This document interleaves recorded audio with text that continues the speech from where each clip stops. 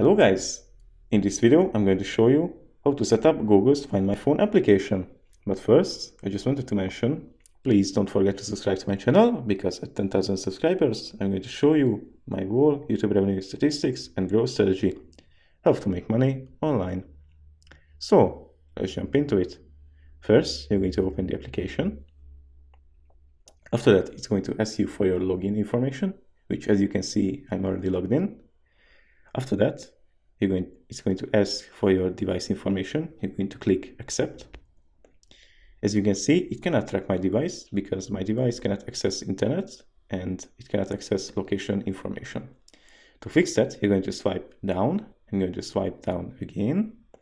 Here, you're going to preferably enable mobile data and your location.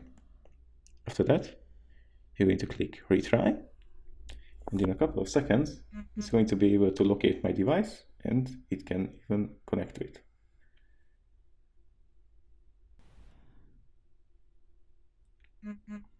Here, it was able to locate my device. And if I swipe up, you can see it's even able to connect to it and tell what device is it.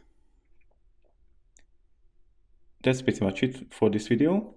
I hope it was helpful for you. If it was, please consider subscribing and see you in the next one.